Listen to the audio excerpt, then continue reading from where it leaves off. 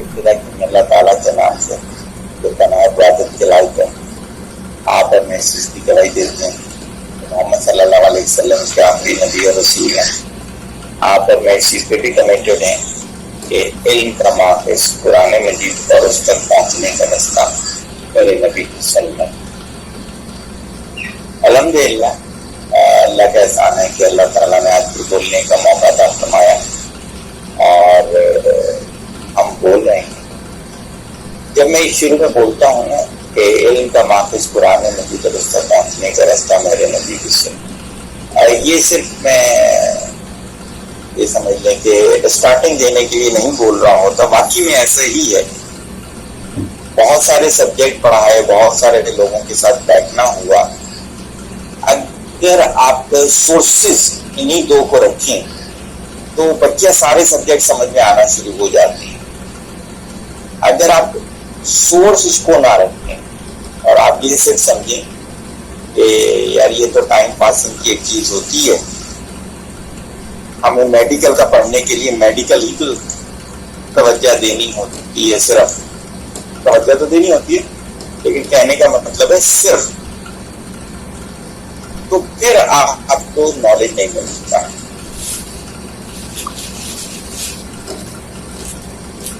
Knowledge लेने के लिए मैंने जो फार्मूला अपनाया वो यही हुआ कि पहले रब से रुजू किया जाता है तो फिर ये चीज समझ में आना शुरू होती है। बारह बहुत लंबी तमीज नहीं करूंगा, दरमियान में कहीं ना कहीं इसके भी टप्पे बोल दूंगा। अगर क्वेश्चन आपके आएंगे दरमियान में तो और अच्छे हो जाएगी, कोई ऐसी बात नहीं। तो बेसिकली हेल्थ अवेयरनेस का जब मैंने प्रोग्राम का आगाज किया तो याद होगा पहले लेक्चर में हमारी बात हुई थी कि ये जो होगा वो सिलसिला बेसिकली होम डॉक्टर टाइप का होगा, जो कि एक पुराने दौर में बड़ी मशहूर बुक थी, क्योंकि इतने डॉक्टर नहीं होते थे, ना क्लिनिक्स होते थे, हॉस्पिटल बहुत दूर होते थे। तो होम डॉक्टर जो बुक थी वो बहुत काम आती थी और उसमें ज्यादातर जो चीजें लिखी हुई थी वो हिकमत से रिलेटेड थी, हकीमों की दवाइयाँ वगैरह होती थी। और वो हकीमों की दवाइयाँ अक्सर जो होती थी, डॉक्टर बिस्मारफ चौधरी कहता है कि आपका जो किचन होता है ये 90% बीमारियों का इलाज है उसका, अगर आपको इस्तेमाल करना आता है। तो उसमें मैं शुरू में वही बीमारियां लूंगा जो कि बहुत ही जुबान ज़द-ए-आम होती हैं। तो आज हमने लिया सर दर्द को। तो अगर आप देखें तो हर एक को हर थोड़े अरसे के बाद सर में किसी न किसी जगह पे दर्द हो रहा होता है। किसी को आधे सर का दर्द हो रहा होता है, किसी को माथे की पट्टी पे सर में दर्द हो रहा होता है, किसी को बैक साइड पे सर में दर्द हो रहा होता है, किसी को कनपट्टी पे सर में दर्द हो रहा होता है, किसी को आंख के सर में दर्द हो रहा होता है, किसी को सर के बिल्कुल सेंटर में दर्द हो रहा होता है। कहने को ये सारे सर दर्द है और ये इनकी टाइप्स हैं। तो हमें पता होना चाहिए कि इनके घर पे रहते हुए इनकी क्या ट्रीटमेंट्स हो सकती हैं, कौन सी चीजें जो हैं नहीं करनी चाहिए, कौन सी चीजें कर लेनी चाहिए। तो आज हम बेसिकली उसको डिस्कस करेंगे और देखेंगे अपना तजर्बा जो है वो कितना हम आप तक पहुंचा पाए। मैं बार बार ये चीज कह रहा हूँ कि जहां पर आपको लगे कि ये वाली चीज बेहतर नहीं है तो वहां क्वेश्चन कीजिएगा। इसलिए कि मैं कोशिश करता हूं कि ज्यादातर वही बातें बोलूं जो कि अरसा दराज से हजारों दफा मैं अप्लाई कर चुका हूं। सबसे पहले आ जाते हैं टाइप्स ऑफ हेडेक। स्लाइड्स मेरे सामने मौजूद हैं, स्लाइड से नहीं भेज पाता हूँ, आजकल बहुत ज्यादा ओवरलोड है। आया भी अभी लेट, इस वजह से 2 मिनट लेट ज्वाइन किया मैंने आप लोगों को, लेकिन इसका मुझे ये फायदा हो जाता है कि इस बहाने आप लोग लेक्चर सुन लेते हैं ऑनलाइन, कि वो स्लाइड्स वहां से आपको मिल जाती है। वरना बहुत सारे लोग आप लोगों में से मैंने ऐसे देखे जो आज भी लेक्चर ले रहे हैं, मैंने कहा ये तो मैंने वहां बयान किया था, फिर सर हमारे पास वो लेक्चर उस वक्त सुन लेते हैं जब आप बता रहे होते हैं, उसके बाद रिवाइज नहीं करते। कभी भी एक दफा सुनने से चीज समझ में ही नहीं आती, तो इसका मतलब है वो सुनना ही नहीं चाहते, सिर्फ टाइम पासिंग कर रहे होते हैं। टाइप्स ऑफ हेडेक जो लिया जाता है, कुछ मेडिकल ने बताया, कुछ मैंने अपने तजर्बे से निकाला। एक को कहते हैं ये लोग टेंशन हेडेक, और ये टेंशन जो होता है ये टेंशन मस्कुलर टेंशन, स्ट्रेचिंग जिसे कहते हैं, शोल्डर के इर्द गिर्द के मसल खिंच जाना, नेक के पीछे के मसल खिंच जाना, उसकी वजह से जो दर्द हो रहा होता है।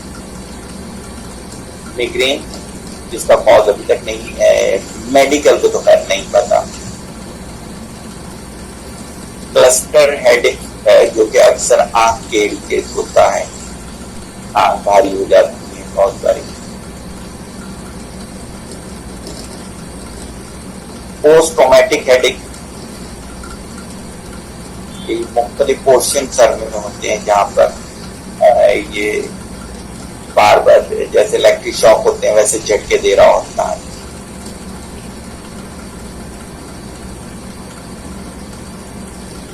मेडिकेशन ओवर यूज, अगर आप लिमिट से ज्यादा मेडिकेशन यूज करना शुरू करते हैं तब भी सर का दर्द होना शुरू हो जाता है। साइनस हेडेक, वो एरिया जहां पर नज़ला और जुकाम जमा हो सकता है, वहां जमा हो जाए तो फिर भी सर में दर्द हो रहा होता है। फिर मैंने देखा है कि मुख्तलिफ और भी कंडीशन है जो कि लिखी नहीं जाती, ना मेडिकल उसको मानती है, कि जब गला खराब होता है तब भी सर में दर्द हो रहा होता है। हाई बीपी में भी सर में दर्द हो रहा होता है, लेकिन कंडीशन चेंज है, गला खराब होता है तो पूरे सर में दर्द हो रहा होता है। हाई बीपी होता है तो सर के बिल्कुल सेंटर में दर्द हो रहा होता है, जिसे मेडिकल नहीं मानती। हाई बीपी पर सर दर्द की वजह से जो बीपी हाई होता है वो कहते हैं, लेकिन बीपी की वजह से सर का दर्द नहीं होता है, इनके वो ये कहते हैं इनवर्स इज नॉट एग्जिस्ट, ये जो है इनवर्सली ये कोई चीज नहीं की जा सकती। तो कोई मसला नहीं है, हम दोनों चीजों को साथ साथ लेके चलेंगे।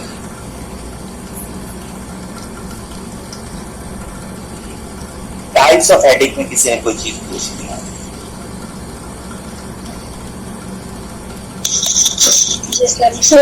सर ये टाइप्स ऑफ हेडेक की जो हमें लिस्ट मिल जाएगी ताकि बाद में याद रखने के लिए। ये पूरी चीज है, वैसे तो मैंने बताया कि लेक्चर में साथ साथ स्लाइड देता हूँ, लेकिन ये इंशाल्लाह कल परसों डल जानी चाहिए स्लाइड, अच्छी स्लाइड है, आप लोगों के काम आएंगी काफी ज्यादा, तो ये इंशाल्लाह डल जाएंगे। किसी और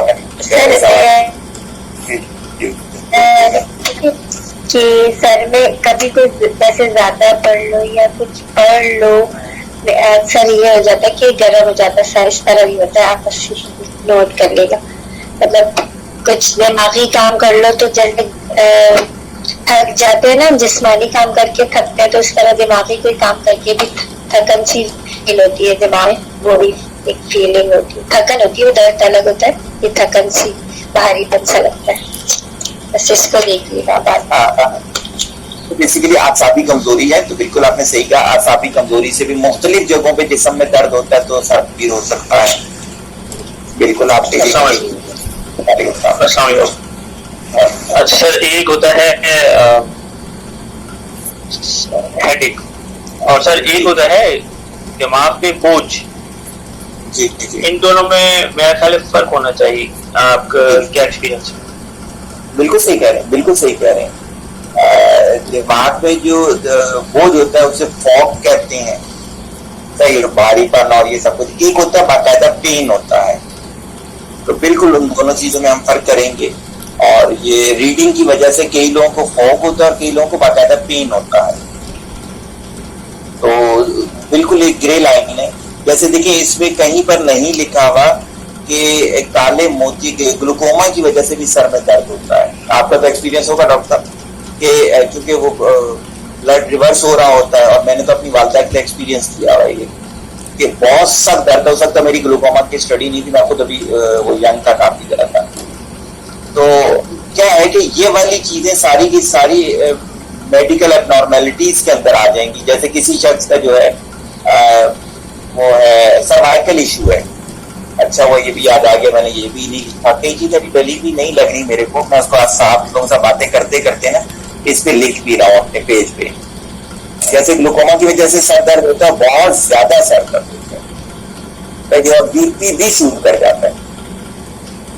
इसी के साथ साथ बोलिएगा आप सर ग्लाउकोमा में हेडेक तो सर होता है ना कि वो जो रेज, वो जब आई का प्रेशर बढ़ता है तो इंट्राक्रेनियल प्रेशर रेज होता है जिसकी वजह से हेडेक होता है, वो तो होता है।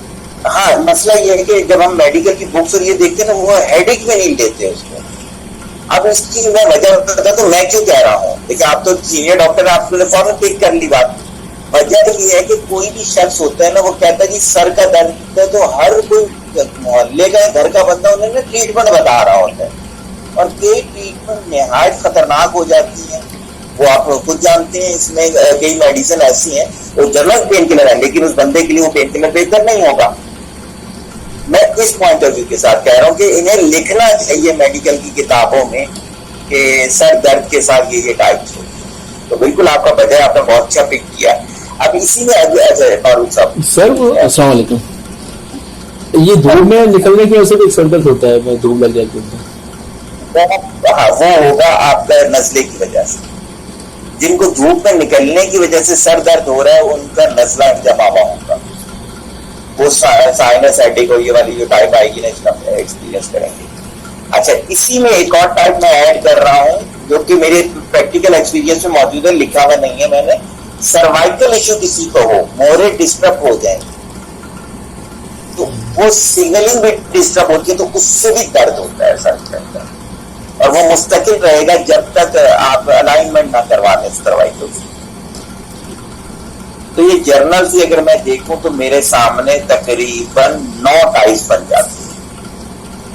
अब जितनी आज डिस्कस कर सकूंगा कर लूंगा, बच्चे साहब आपको स्लाइड्स में मिल जाएंगी, सोल्यूशन लिखे हुए उसके अंदर, लेकिन मैं आपको सोचने का अंदाज दे चुका हूँ, तो इंशाअल्लाह ताला वो आपको समझ में आ जाएगा। सबसे पहला मैंने लिया टेंशन को, टेंशन हेडेक है किस तरीके से होता है। मोस्टली टेंशन हेडेक जो है वो जो है आपके कंपटी के इर्द गिर्द लेते हुए पूरा सर्किल ले रहा होता है।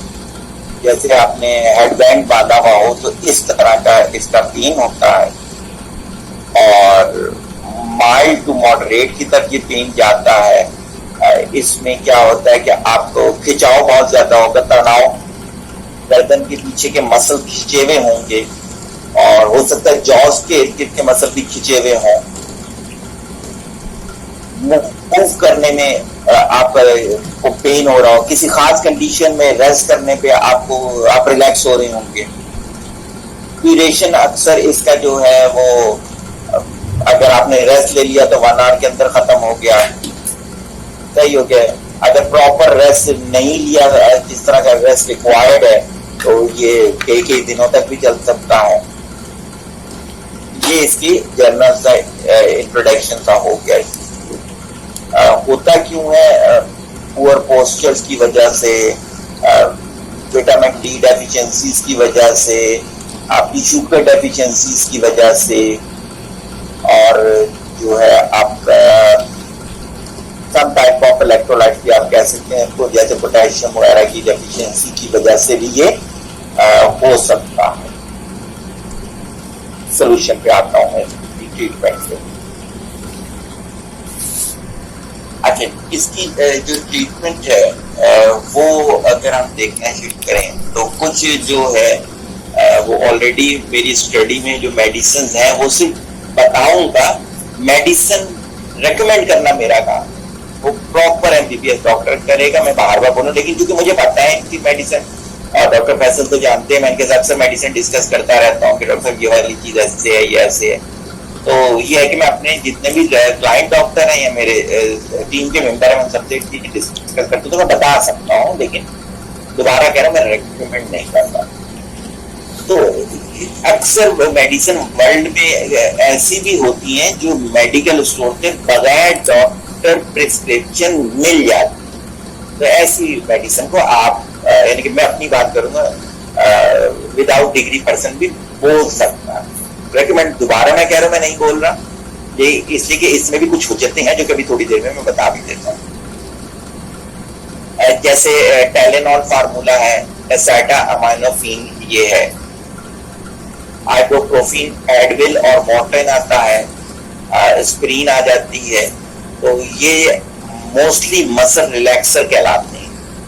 और इससे क्या होता है कि जब मसल रिलैक्स होगा, आप रात में सोने से पहले ये ले लें और खाना वाना खा के, और हमेशा टैबलेट खाने के साथ ही लेनी चाहिए ताकि हजम हो जाए, उसी के साथ यूज हो जाए बॉडी के अंदर। तो आप क्या हो जाओगे, आप रिलैक्स हो जाओगे। और मैं बड़ी मजे की आपको बात बताता हूँ, जो मेरे ऐसे पेशेंट है ना जिनकी एज 50+ है, मैं उन्हें हर 10-15 दिन के बाद टेलेनॉल दिलवा देता हूँ। क्यों? उनकी ना एक्सरसाइज प्रॉपर है, ना बच्चे अच्छी तरह, तो उनके मसल रिलैक्स हो जाते हैं। वो मुझे कहते हैं जब हम ये टैबलेट लेते हैं तो हमारी नींद बहुत अच्छी होती है। इसलिए कि एक चीज याद रखिएगा, पेशेंट की नींद सही ना होना तो मेडिसिन फायदा नहीं देती। उससे क्यों नहीं लेनी होती?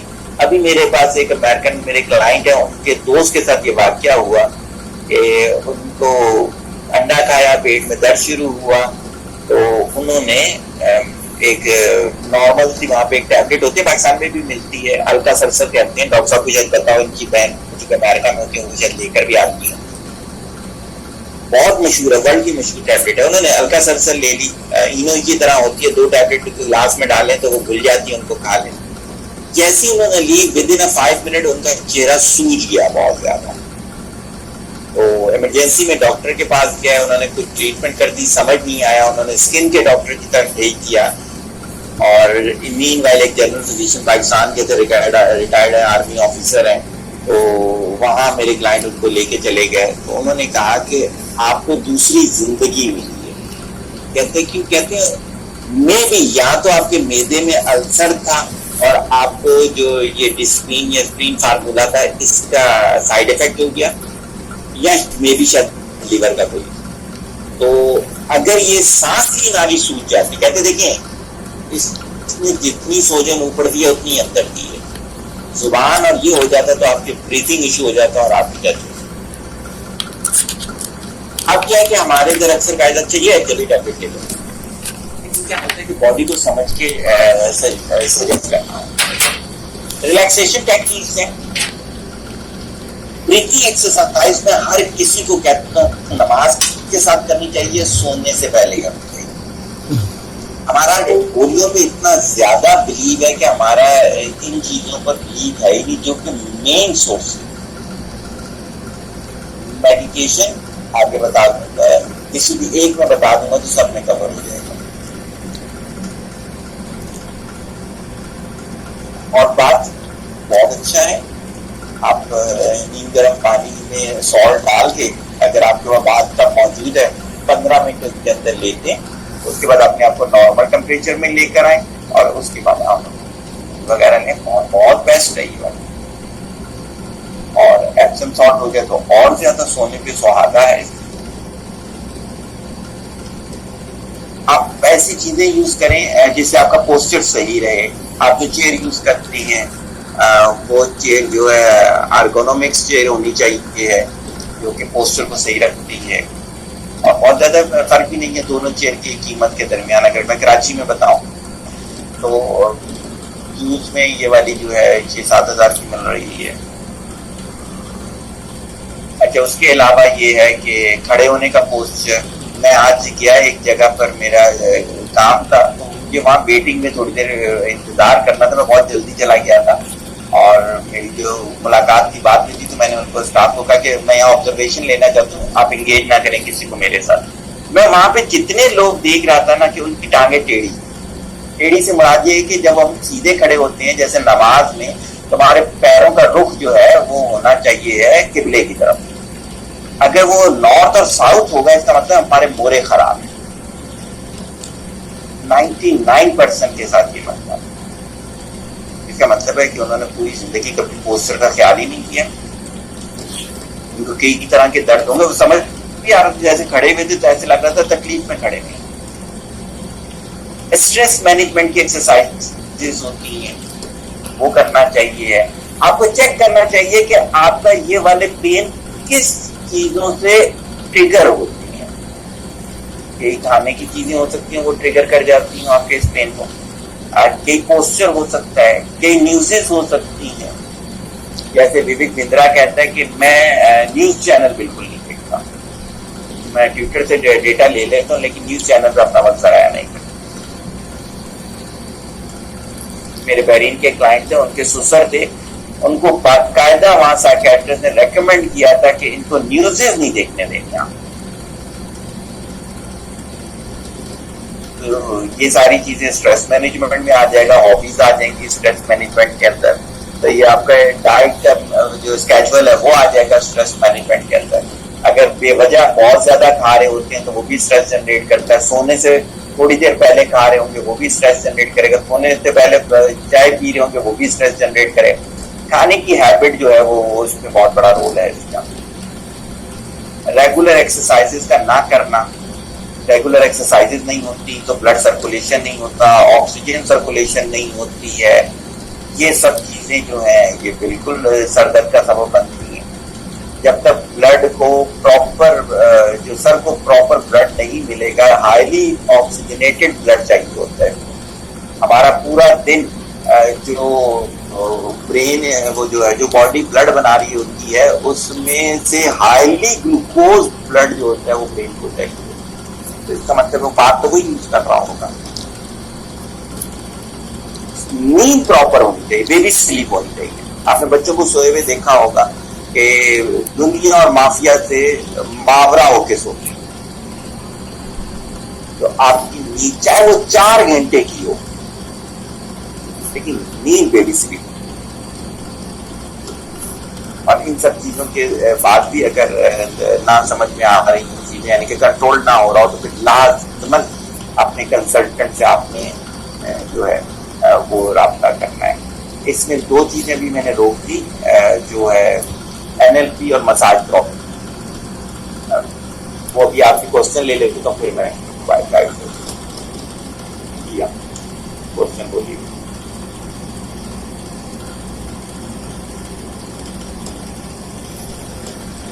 कोई क्वेश्चन नहीं है, मैं आ जाता हूँ इसमें। हेलो जी सर। सर ये बहुत ज्यादा थिंकिंग, ओवर थिंकिंग करने से भी पास टाइम सर बिल्कुल भारी हो जाता है। कोई एक बात दिमाग से चिपक जाती है, बिल्कुल उसका सोल्यूशन नहीं मिला तो बार बार इससे भी हो जाता है। अच्छा, वो स्ट्रेस कहलाएगा ये है। और हमारी बॉडी के अंदर इलेक्ट्रोमैग्नेटिक फंक्शंस होते हैं। जो इलेक्ट्रोमैग्नेटिक फंक्शन जब डिस्टर्ब होता है तो हम ना चाहते हुए भी उस बात को सोचे, यानी ब्रेन से हमारा कंट्रोल खत्म हो जाता है। तो मैं भी थोड़ी देर में NLP की कुछ एक्सरसाइज बताता हूँ जिससे हम अपने इस कंट्रोल को दोबारा कर लें। किसी और ने भी ठीक कर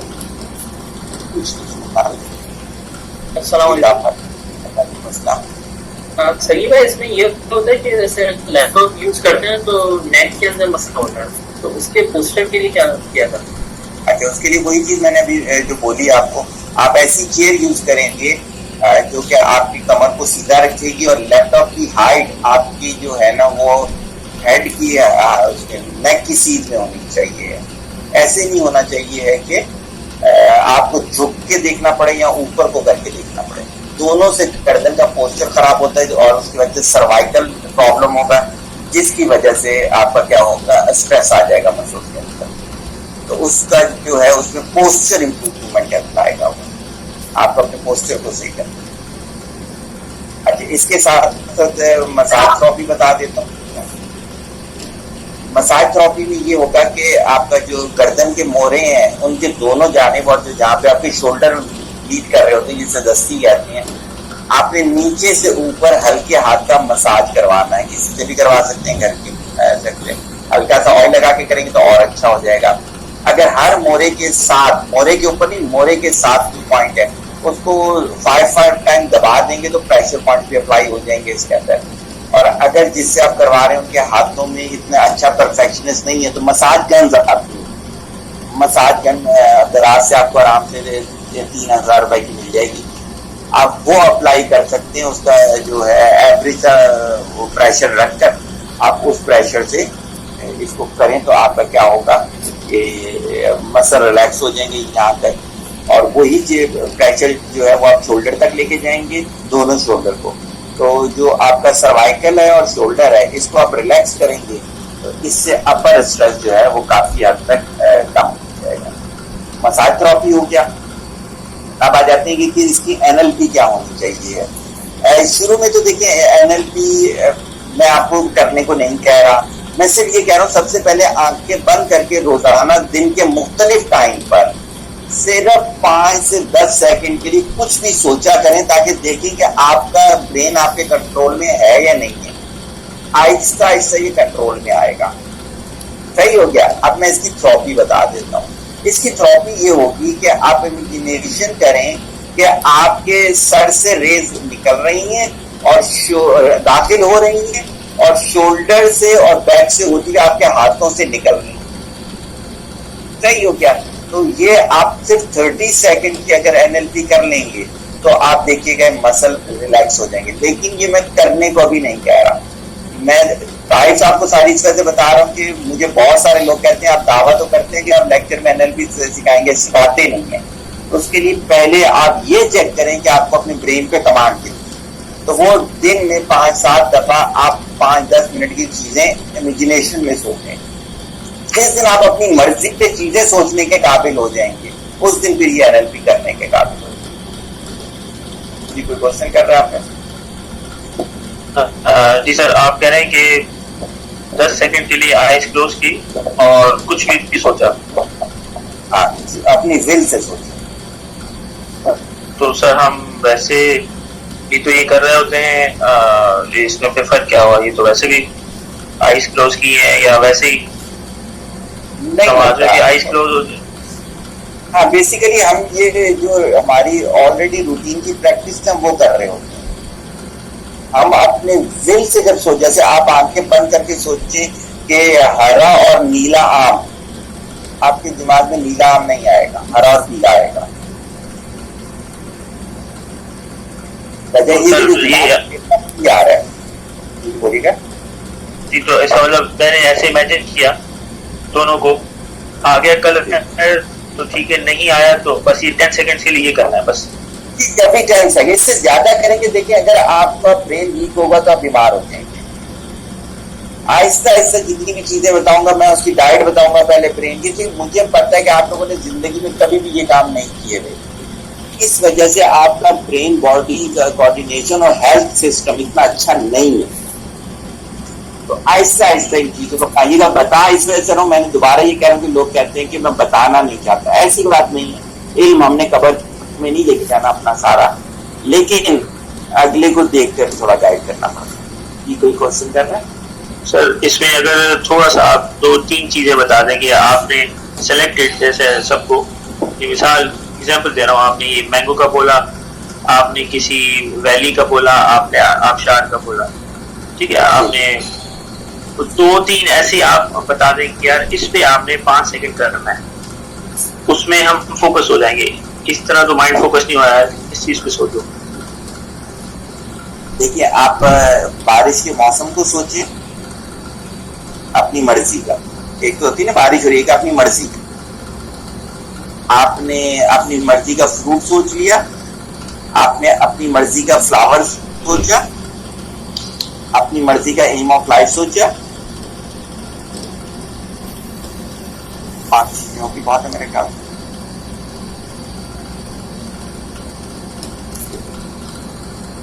किसी और ने कोई क्वेश्चन करना? जी सर, ये दर्द की जो मसाज की बताई थी वो थोड़ा सा रिपीट करें, किस तरह मसाज थेरेपी में जो आपने बताया था। इसका वो भी भेज दूंगा आपको, डायग्राम भी बनाई है मैंने सारी चीजें, जितनी थेरेपी मैं खुद करवाता हूँ मैं वो सारी डायग्राम अवेलेबल है, मैं देता रहूंगा आपको।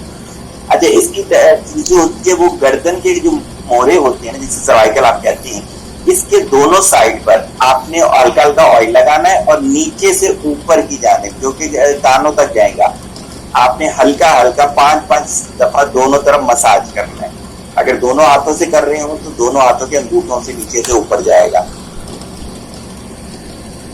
अगर आपको मोरे समझ में आ रहे हैं तो हर मोरे के साथ जो है प्रेशर पॉइंट होता है, उसको हल्का हल्का दबा देंगे 5-5 दफा तो वो प्रेशर पॉइंट भी एक्टिव हो जाएगा।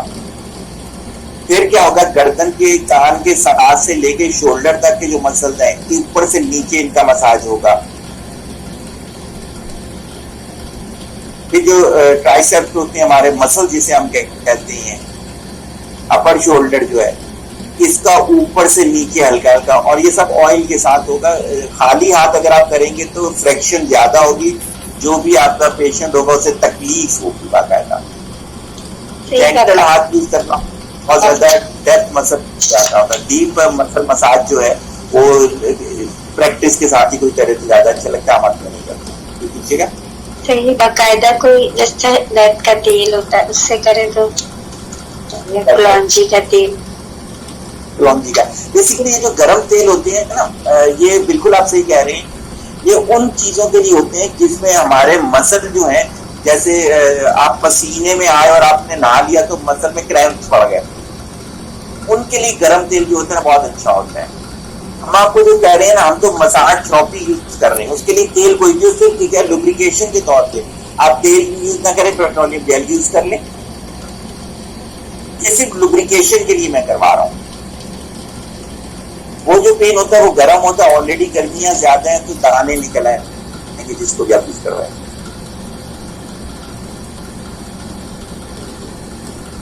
अगली टाइप पे मैं आ रहा हूँ। मिग्रेन बहुत ही आम है, और जैसे शुरू में मैंने कहा कि नहीं समझ में आया अभी तक इसका, तो 2 से 3 चीजें मुझे समझ में आई हैं जो कि मैं ट्रीटमेंट के पॉइंट ऑफ व्यू से लोगों की करता भी हूँ। मुझे लगता है ये हार्मोनल मिग्रेन होता है। हार्मोन्स की डिस्टर्बेंस की वजह से जो मिग्रेन हो रहा होता है, जो सर में दर्द हो रहा होता है, हार्मोन जो है केमिकल मैसेंजर्स हैं, तो वो हार्मोन जो कि हमारे अपर साइड को सपोर्ट कर रहे होते हैं, उनमें डिस्टर्बेंस आना शुरू हो जाती है, जिसकी वजह से आधे सर का दर्द हो रहा होता है। बहुत सख्त होता है। इसकी फेजेस जो हैं वो बिल्कुल इलेक्ट्रिक शॉक की तरह इसके फेजेस कहे जाते हैं। 4 फेजेस लेते हैं इसके। फेजेस को मैं बहुत ज्यादा नहीं डिस्कस करता, लेकिन जिनको बहुत ज्यादा मिग्रेन रहता है उनकी ये समझ लें कि जब रिलीफ मिलता है तो बाकायदा उन्हें लगता है कि वो हफ्ता 10 दिन बीमार रहे थे, इतना सख्त ये पेन होता है। जरूरी नहीं है अगर किसी को लेफ्ट साइड पे मिग्रेन होता है तो हमेशा लेफ्ट पर ही होना चाहिए, नहीं, कभी लेफ्ट पे हो जाए, कभी राइट पे हो जाए, इस तरह भी चलता है। कभी पूरे आधे सर में होता है, कभी आधे सर का भी एक पोर्शन हो रहा होता है, इस तरीके से मिग्रेन चल रहा होता है।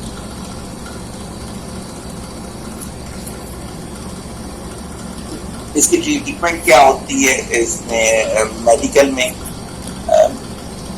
आमतौर पे ये है कि टाइलेनॉल सुबह दोपहर शाम यूज करवाई जाए, और अगर इसके साथ कोई हल्का सा एंटीबायोटिक यूज कर लिया जाए, जैसे वर्ल्ड में सबसे अच्छा जो है मॉक्सल समझा जाता है, मॉक्सिलिन जिसके अंदर मौजूद होता है, तो उसकी बहुत ही लो डोज, बेबी डोज जिसे कहते हैं, 250 पोटेंसी की मैं बात कर रहा हूँ, वो सुबह दोपहर शाम में टाइलेनॉल के साथ इस्तेमाल कर लिए।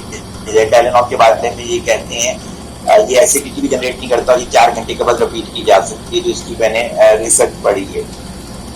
तो इसके साथ अगर एंटीबायोटिक यूज किया जाए तो मैंने बहुत अच्छा रिजल्ट देखा है इसका, इसमें आपका मिग्रेन के अंदर जो है एडविल है, एडविल का बहुत अच्छा रिजल्ट है, लेकिन एडविल खतरनाक टैबलेट से आ जाती है, क्योंकि ये भी आम बगैर डॉक्टर प्रिस्क्रिप्शन के मिलती है, और इतना अच्छा इसका रिजल्ट है पेन के लिहाज से कि एडविल खाने के बाद जो है बहुत जल्दी रिलीफ मिलता है। लेकिन ये है कि मैं रेकमेंड नहीं करूँगा। टाइलेनॉल रेकमेंड कर लिया जा सकता है, कोई ऐसी बात नहीं है, लेकिन दोबारा बात करूँगा, कोई मैं जो कहता हूँ ना कि हर किसी का कोई एक कंसल्टेंट होना चाहिए, इसी वजह से कहता हूँ, ताकि उसकी स्टडी आप लोगों से ज्यादा होगी, वो आपको रेकमेंड, वो आपकी बॉडी को जानता भी होगा, तो वो रेकमेंड करेगा ऐसा कर लें तो बेहतर है।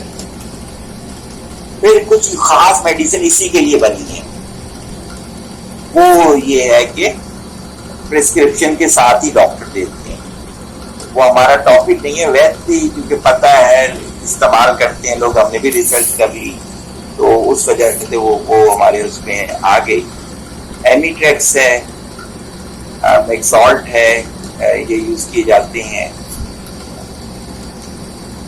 बेसिकली इसका ताल्लुक जो है वो ये है कि ब्लड कैपिलरीज को श्रिंक करके और उसके पाथ को डिस्टर्ब करके करता है, तो इसके साइड इफेक्ट काफी ज्यादा हो जाते हैं।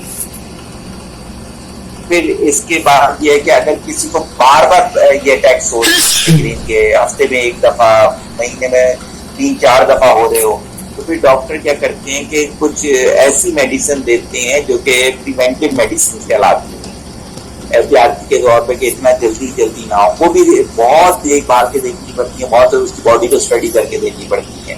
इसमें बीटा ब्लॉकर ज्यादा तौर पे होते हैं, एंटी डिप्रेसिव यूज किया जाता है और एंटी कन्वर्सेंट यूज किए जाते हैं। Certain type of blood pressure की मेडिसिन जो है, जैसे बीटा ब्लॉकर भी ब्लड प्रेशर की मेडिसिन में आ जाता है, तो इस तरह की यूज करते हैं। लेकिन सारा डॉक्टर का काम है, मेरा सिर्फ पहले वाले में बताना था, लेकिन ये सिर्फ मैंने आपको बताया कि अगर आप किसी डॉक्टर के पास जाएं तो डॉक्टर आपको कहेगा ये मिग्रेन की मेडिसिन, लेकिन उसमें मिग्रेन की ना हो तो हमेशा अपना कंसल्टेंट जो है ना वो क्वालिफाइड रखिएगा। वो आम कंसल्टेंट जो है वो आपको सब दे सकता है। पूछना चाह रहे हैं? जी सर, ये मेरे अक्सर होता है, मुझे समझ नहीं आता माइग्रेन है क्या है। एक नस रगों में होता है, दिमाग की साइड पे, सर पे कनपट्टी की तरफ, तो 3 दिन तक वो रहता है। तो मुझे मतलब यही पता चला कि शायद माइग्रेन है, और मुझे ये भी लगता है कि नज़ला जमा हुआ है, क्योंकि फील होता है कोई चीज हट रही है। इस तरह 3 दिन तक रहता है, बर्दाश्त करती हूँ बस। अच्छा, इसको बर्दाश्त तो ठीक वैसे होना नहीं चाहिए, कोई ना कोई देसी चूना डब्बा यूज हो। तो वर्ल्ड ने टोटकों को भी अब मान लिया है, WHO ने भी मान लिया है कि ये भी एक ट्रीटमेंट का मेथड है। या तो आपने कोई टोटके किए हैं तो वो है। और वैसे मुझे जो जाहिरन लग रहा है, आपका 2 चीजें, एक तो आपने खुद कह दिया, लेकिन इसमें 2 चीजें और ऐड करने जिससे मुझे लग रहा है जो आपका प्रॉब्लम है। एक तो ये है कि आपके तो सर्वाइकल इशू लग रहा है, और दूसरा हार्मोनल इशू लग रहा है। तो 3 चीजों के कम्बिनेशन से ये माइग्रेन जनरेट हो रहा है। तो इसकी तीनों पे अगर आप वर्किंग अपने करेंगे तो इंशाअल्लाह ताला अल्लाह ने चाहा तो रिजल्ट अच्छा आएगा आपका। जी सर, एक आम बंदा तो वो डायग्नोस्टिक नहीं कर पाता ना। अब आप तो अपनी डेप्थ में बता रहे हैं। हाँ, मैं कह रहा हूँ कि ये चीजें जो है ये कि आपको कंसल्टेंट के साथ लाजमन राब्ता रहना पड़ता है। देखिए, हमारी जैसी जो वर्कशॉप है ये नॉलेज दे रही है जी, ये आपको डॉक्टर नहीं बना सकते। लेकिन सर डॉक्टर नहीं बताते इतना। जी हाँ, आम आदमी को तो पता ही नहीं है। मैं आपको बताऊं कि मैं देख रहा हूँ डॉक्टर की मेडिसिन लिखी, मैंने जहर है तुम्हारे, ये खा। बिल्कुल मैं कह रहा हूँ डॉक्टर ने लिखी है यार जी। तो वजह क्या है? वजह कि हमारे इधर अक्सर डॉक्टर बनने के बाद रिसर्च पढ़ना हम छोड़ देते हैं। बिल्कुल। जैसे ये वजह डॉक्टर के पास नहीं जाते, वो ना पूछते हैं, ना पूछते मतलब क्या है, बस किस वजह से हो रहा है, क्या टाइप्स, जैसे आप अपने डेप्थ में बात कर रहे हैं। डॉक्टर तो लगते ही नहीं, बस जाओ दवाई देते हैं, और ना उनको टाइप से गर्ज होती है, ना इतनी डेप्थ में वो देखते हैं। पैटर्न को वो लिख देंगे उसके ऊपर। हालांकि बॉडी जो है वो चेंज होती है, लेकिन हमारे इधर अभी नहीं है। तो बहरहाल ये वाली चीज, इसीलिए मैं किसी डॉक्टर के पास नहीं जाती, मैं ना दवाइयाँ खाती हूँ, क्योंकि वो ये सोचती हूँ जब समझते ही नहीं है तो बस एक जर्नल सब चीजों पे थोप रहे। तो मैं इतनी डेप्थ में बात करते हैं आप जैसे समझे, इस तरह के कंसल्टेंट तो नहीं मिलते, इवन के डॉक्टर भी नहीं इतना सोचते। तो इसी वजह से मैं दवाई भी नहीं खाती, बर्दाश्त